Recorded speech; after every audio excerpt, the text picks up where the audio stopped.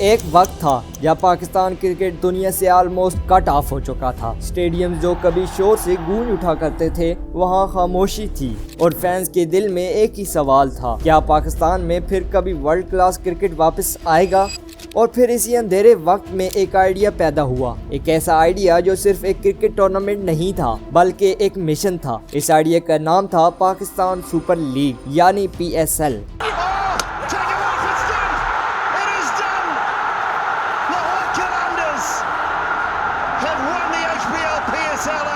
लेकिन असली सवाल ये है कि एक आइडिया जो कभी डिले होता रहा, एक कंट्री जो इंटरनेशनल क्रिकेट से आइसोलेट हो चुकी थी और एक लीग जो शुरू में अपने ही मुल्क में नहीं खेल सकती थी, वो PSL आज दुनिया की टॉप T20 लीग्स में कैसे शामिल हो गई। कैसे इस लीग ने अपनी जर्नी का आगाज किया, आइए जानते हैं।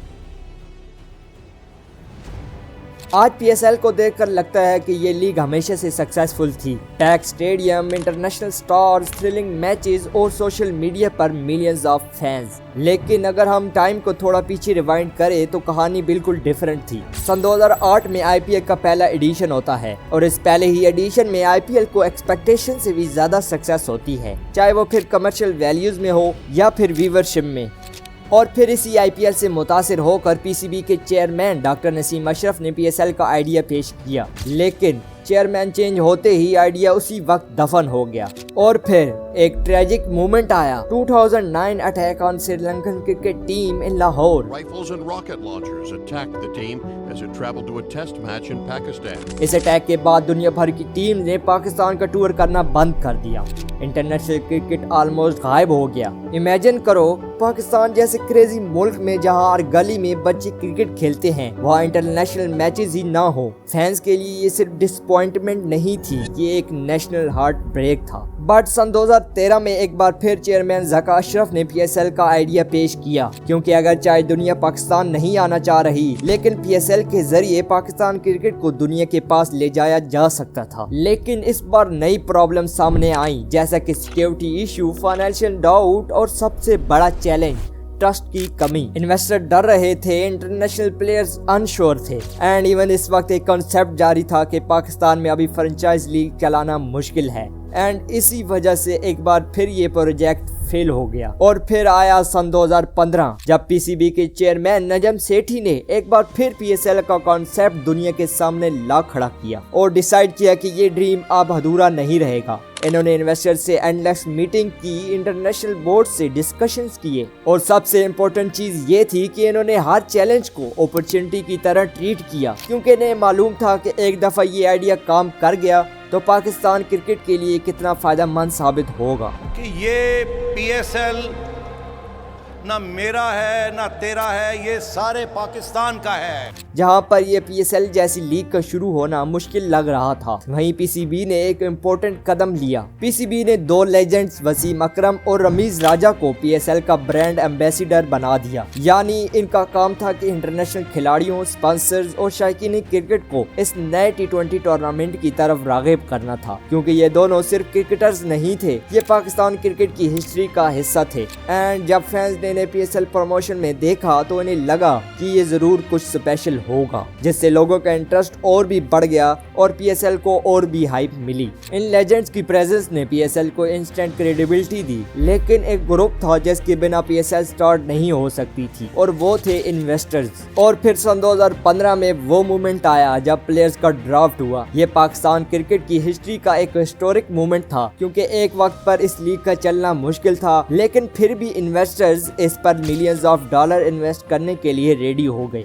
जहां 5 ग्रुप्स ने मिलकर 93 मिलियन डॉलर इन्वेस्ट किए और इसी PSL की 5 टीमें बनी, Karachi king, Peshawar Zalmi, Lahore Qalandar, Islamabad United and Quetta gladiators. इस वक्त ये गारंटी नहीं थी कि PSL सक्सेसफुल होगी, लेकिन फिर भी इन्वेस्टर ने रिस्क लिया। अच्छा, PSL के फर्स्ट 4 सीजन पाकिस्तान में नहीं हो सके। सिक्योरिटी कंसर्न्स की वजह से सारे मैचेस यूनाइटेड अरब में होस्ट हुए और फिर फाइनली 4 फरवरी सन 2016 को PSL का पहला सीजन स्टार्ट हुआ और फाइनल मैच कोयटा ग्लेडिएटर्स और इस्लामाबाद यूनाइटेड के दरमियान खेला गया, जहां इस्लामाबाद ने कोयटा को शिकस्त देकर PSL का पहला फाइनल अपने नाम किया। United win this. They all come rushing into the field.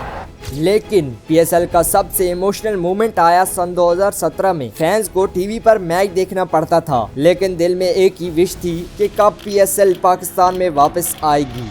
और फिर वो मोमेंट आया। सन 2017 का पीएसएल फाइनल लाहौर में होस्ट हुआ। Lahore, are you ready to entertain Pakistan? ये एक क्रिकेट मैच नहीं था, ये एक बहुत बड़ा कदम था पाकिस्तान क्रिकेट की घर वापसी का, क्योंकि एक तरफ इंटरनेशनल टीम पाकिस्तान नहीं आ रही थी, वहीं पीएसएल का पाकिस्तान में होना एक खुशाइन बात थी। उस दिन स्टेडियम का एटमॉस्फेयर इतना इमोशनल था कि लोग कहते हैं लग रहा था कि जैसे पूरा मुल्क सेलिब्रेट कर रहा हो।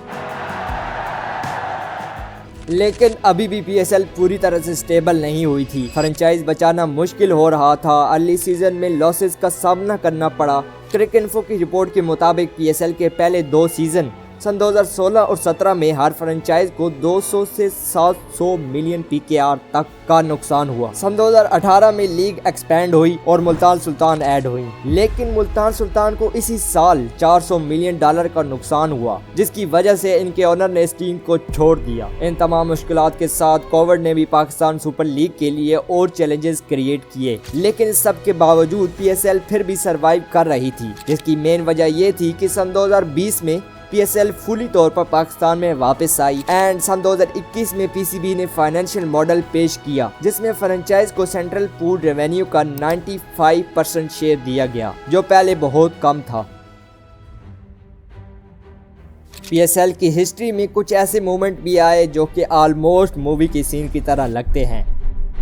जब सन 2018 में लाहौर में एक इम्पोर्टेंट प्लेऑफ मैच होने वाला था, लेकिन प्रॉब्लम ये आई कि हैवी रेन ने स्टेडियम के आउटफील्ड को कम्प्लीटली गीला कर दिया एंड इवन मैच कैंसिल होने का खतरा था। और फिर हुआ कुछ ऐसा जो क्रिकेट हिस्ट्री में रेयरली देखा गया। पाकिस्तान आर्मी ने मिलिट्री हेलीकॉप्टर डिप्लॉय किया। हेलीकॉप्टर के जरिए आउटफील्ड को ड्राई किया गया एंड मैच स्टार्ट हो गया। ये इंसिडेंट पीएसएल की हिस्ट्री की एक लेजेंडरी स्टोरी बन चुकी है।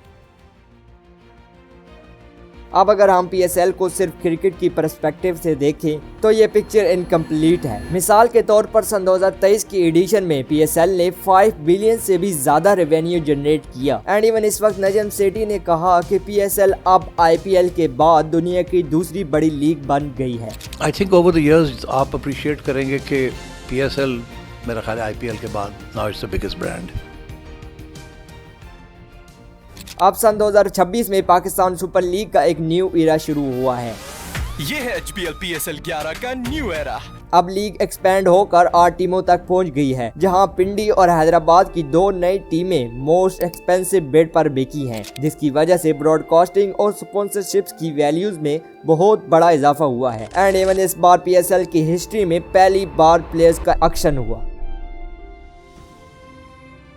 पीएसएल सिर्फ क्रिकेट नहीं है। अगर आप पीएसएल को सिर्फ एक T20 लीग मानते हो तो कहानी का आधा हिस्सा मिस कर रहे हो। पीएसएल का इम्पैक्ट क्रिकेट से कहीं ज्यादा बड़ा है। इस लीग ने पाकिस्तान को मल्टीपल लेवल्स पर चेंज किया है। फर्स्ट, क्रिकेट के घर वापसी। शायद पीएसएल की सबसे बड़ी और इमोशनल अचीवमेंट ये है कि इस लीग ने इंटरनेशनल क्रिकेट को पाकिस्तान वापस लाने में मेजर रोल प्ले किया है। जब फॉरेन प्लेयर्स ने पीएसएल के मैचेस पाकिस्तान में खेलना स्टार्ट किए तो दुनिया को एक मैसेज गया, Pakistan is ready for international cricket again. और फिर आहिस्ता आहिस्ता वो खाली स्टेडियम्स फिर से फैन से भरने लगे।